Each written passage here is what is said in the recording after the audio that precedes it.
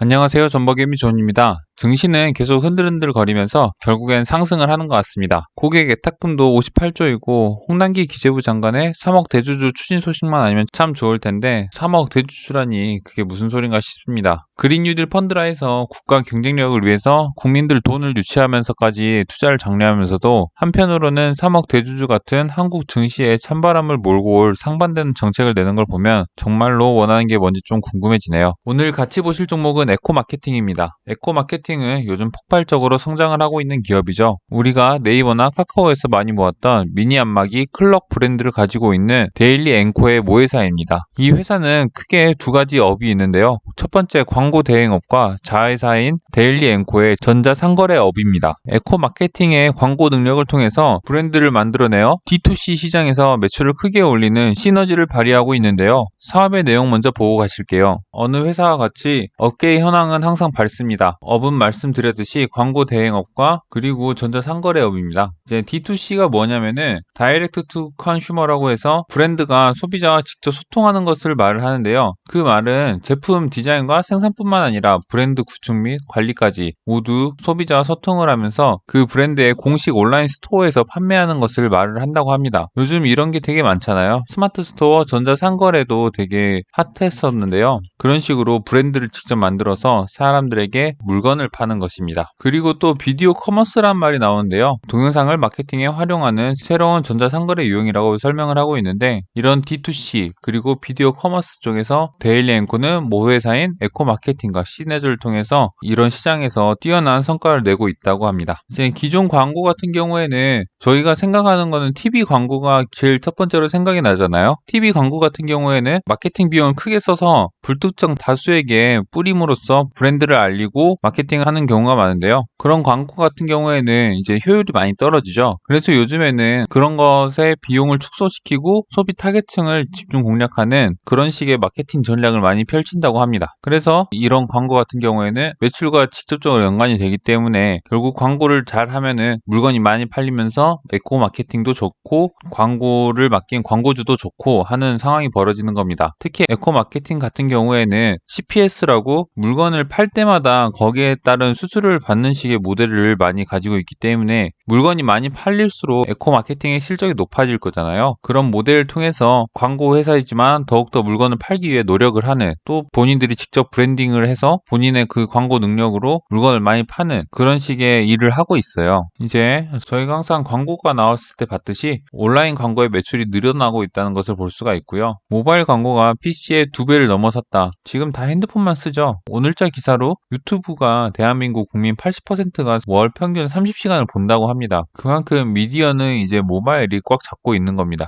그러다 보니까 요즘 TV를 보는 수요층이 어른분들이 되게 많아서 그분들을 타겟팅해서 TV 프로에 트로트가 많이 나오는 것을 볼 수가 있죠. 그렇게 산업은 타겟층에 맞게 점차 변해가는 것 같습니다. 회사의 현황 부분을 보시면요. 에코마케팅은 광고주의 매출 극대화라는 목표를 달성을 위해서 온라인 광고를 활용한 퍼포먼스 마케팅에 주력을 하고 있는 온라인 광고 대행사라 나오는데 이게 그 말이에요. 특정 소비자층에 광고를 함으로써 매출을 올리는 퍼포먼스 마케팅 그렇게 함으로써 광고주의 매출이 극대화가 되면은 여기에 일부를 돈으로 받는 것을 주력으로 하고 있다는 말입니다. 핵심 경쟁력으로는 빅데이터 컨설팅 센터 그리고 토탈 마케팅 서비스 업계 최고의 실력을 보유한 인재라고 나오는데 광고를 성공적으로 많이 하다 보니까 타겟층에 대한 다양한 데이터들이 많을 거잖아요. 그래서 그런 정보가 점점 쌓임으로써 경쟁력을 가지고 있다라는 말이고요. 여러 가지 이제 솔루션이 나오는데 결국은 소비자의 패턴이 어떤지에 대한 정보, 데이터가 시간이 가면 갈수록 쌓여갈 거잖아요. 그런 데이터가 이 회사의 핵심 자산이지 않을까라는 생각을 해봅니다. 독특한 영업 방식에서는 MGM 방식이 눈에 띄는데요. MGM은 한번 서비스를 받은 사람이 다른 사람한테 소개를 시켜주는 거예요. 마케팅비가 전략이 되는 효과가 있겠죠. 그러면서 만족감이 전파되고 하다 보니까 아마 에코마케팅의 고객들의 층이 탄탄한 수요자들로 가득 차 있을 것입니다. 데일리 데일리 앵커는 이제 클럭 같은 브랜드를 많이 가지고 있는데, 보시면은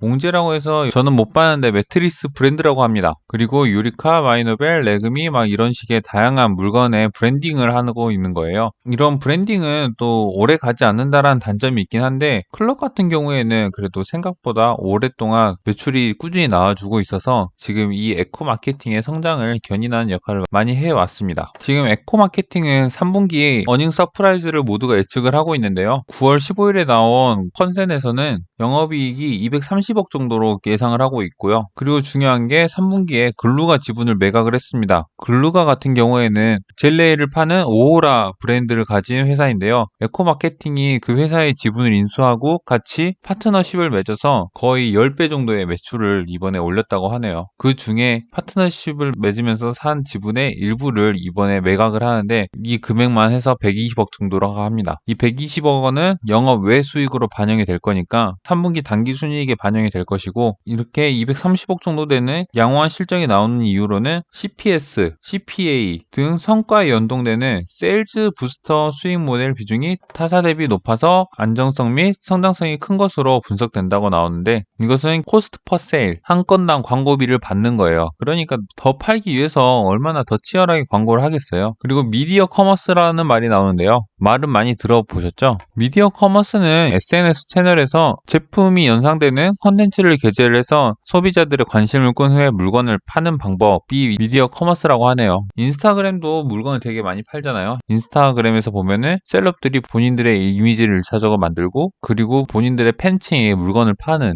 이런 종류의 사업이 미디어 커머스인 것 같습니다. 그리고 더 옛날에 나왔던 7월 31일 컨센인데요. 이 컨센에서도 3분기 예상 실적이 207억이라고 나오는데, 좀 전에 봤던 9월께 최신이니까 230억 정도로 저는 생각을 하고 있겠습니다. 이제 오호라 등의 높은 성과로 세일즈 부스터 비중에 30% 근접하다고 나오는데, 이 세일즈 부스터가 계속 나오잖아요. 이게 무엇이냐면은 에코 마케팅의 사업 모델인데요. CPA, CPI, CPS 계속 말씀드렸던 매출에서 일부 커미션을 받아가는 모델이 세일즈 부스터 모델입니다. 근데 지금 오호라가 완전 대박이 났어요. 왜냐면은 여름이 되면 여자들이 젤레이를 발톱 같은데 하잖아요. 그렇기 때문에 이번 여름에 오호라의 매출이 대박이 났다고 합니다. 다만 좀 우려가 되는 점은, 오호라 같은 경우는 젤레일이잖아요. 그래서 여름에 수요가 많기 때문에 3분기가 지나고 4분기에는 실적이 감소될 수 있을 것 같다라는 생각이 듭니다. 그리고 나오지만 콜럭, 몽제, 다른 브랜드도 제품 수명이 생각보다 더 길게 지속되고 있다는 얘기가 나오고요. 클럭 같은 경우에 신제품을 냈고, 그리고 몽제도 캐파 부족으로 83% 성장을 했는데 거기에 그친이래요. 그런데 이런 몽제도 성장 궤도에 들어가고 있다고 합니다. 그만큼 이 에코 마케팅의 브랜드 능력이 차별화가 된 거죠. 계속 오호라랑 글루가 얘기가 계속 나오고 있는데요. 거기에 대한 뉴스를 좀 더 가지고 왔습니다. CPS는 저희가 계속 봤던 거고요. 그리고 몽제의 성장성도 돋보였다도 컨선에 있었고요. 9월 15일 기사인데요. 글루가 지분 6%를 120억 원에 처분한다고 했는데, 글루가는 다시 한번 말씀드리지만 젤 네일 스티커 오호라의 생산업체입니다. 그래서 지난해 9월 30일에 지분 20%를 40억 원에 취득을 했는데, 그 중에 6%만 매각을 해서 120억이 나왔으니까 6%만 팔았는데 거의 투자금 3배를 회수를 했죠. 정말 엄청난 수익률인 거예요. 1년 만에 200% 수익 확정지였습니다. 그리고 나머지는 계속 지분으로 가지고 있는 거고요. 이 글루가는 원래 적자에 머물러고 있었는데 에코 마케팅의 역량이 더해져서 흑자 전환을 했다고 하고, 1년 만에 기업 가치가 10배 이상 커졌다고 하니까 에코 마케팅에 브랜드 능력이 있는 거고요. 글루가는 나중에 상장을 염두에 두고 있다고 하는데, 그 상장이 만약 실제로 된다면은 거기에 따른 IPO 수혜도 받을 수 있다라고 생각이 듭니다. 하지만 아직은 좀 지켜봐야겠죠. 왜냐면은 이런 브랜드들이 롱런 하기가 힘들잖아요. 그러면서 에코 마케팅이 지금 지분 투자와 인수를 통해서 신규 광고주를 직접 찾고 시너지를 일으킨다는데, 투자를 하면서 신규 광고주를 찾는다는 게 정말 이 회사가 가지고 있는 가장 큰 무기인 것 같습니다. 원래는 그냥 돈만 받고 땡기면 되잖아요. 하지만 지분 투자를 직접 하고 지분 투자를 해야 되기 때문에 그만큼 경쟁력이 있는 업체를 선정을 할 거고, 그리고 거기에 본인이 가지고 있는 광고 능력까지 더해지니 이런 글루가 같은 결과가 나올 수가 있는 것입니다. 지분 인수,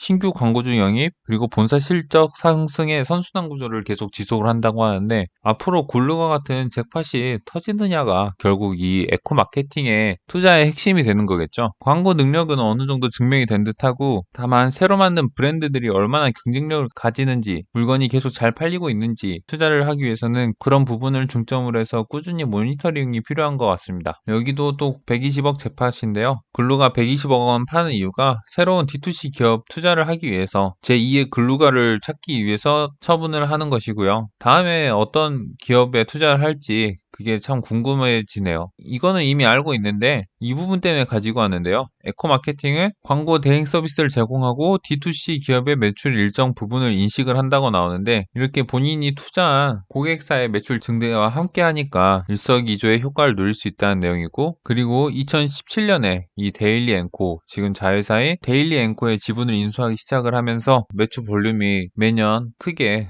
외형적인 성장을 거두고 있다라는 내용입니다. 물건을 직접 파는 게 매출 볼륨이 많이 나올 수밖에 없는 것 같아요. 네, 그리고 반기 보고서에서 매출만 보고 가실 건데요. 18년도에는 290억, 19년도에는 400억, 그리고 지금 2분기에는 광고 쪽에서 반기에 250억이 나왔으니까 지금 광고 대행업 쪽에서 크게 성장을 하고 있는 것을 볼 수가 있습니다. 이 데일리 앵코 같은 경우에도 화장품 부문, 생활용품 부분, 기타 미용 이렇게 모두 매출이 많이 증가하는 것을 볼 수가 있어요. 재무 추이에서 보자면은 현재의 주가는 28,000원 정도 돼 있는데 제가 나름 핵심도를 그려봤는데 지지선에 있다라고 이제 개인적으로 생각을 하고 있고요. 현재 가격이 시가총액이 9천억이잖아요. 9천억인데 2020년 추정치가 630억으로 잡혀 있어요. 그래서 멀티플 한 15배 정도 되고 있는 상황입니다. 그런데 지금 2분기에 200억 정도 나왔잖아요. 그래서 1분기에는 코로나 때문에 너무 안 좋았으니까 좀 이거를 생각을 안 한다고 하면은 앞으로 현 상황을 꾸준히 유지한다라는 가정하에 2분기 실적에 곱하기 4 정도 하면은 800억 정도잖아요. 800억이다라고 생각을 하면은 시가총액이 현재 멀티플이 12배 정도 받고 있다라고 볼 수가 있는데요. 지금 3분기에 키움에서는 190억을 예상을 하고 있는 것 같은데 컨센에서는 230억 정도였잖아요. 그렇기 때문에 지금 가격은 대충 저는 10배 정도 받고 있다라고 생각을 할 것 같습니다. 그런데 4분기랑 1분기에 영업이익이 떨어지는 걸 볼 수가 있는데요. 이것은 왜 그럴까 생각을 해봤는데 아마 글루가의 오호라, 젤레일이 겨울에는 매출이 떨어질 거잖아요. 그래서 거기에 따른 영업이익 감소가 아닌가라는 생각이 들고요. 이제 관건은 앞으로 글루가의 지분을 팔아서 생긴 120억으로 신규 투자를 할 때 어떤 회사를 투자를 하는지 그리고 그 회사의 경쟁력도 글루가처럼 끌어올릴 수 있는지가 이 에코 마케팅의 가장 큰 관전 포인트가 아닐까 싶습니다. 아무튼 광고 쪽에서 요즘 트렌드에 맞게 크게 실적을 올리고 있는 에코 마케팅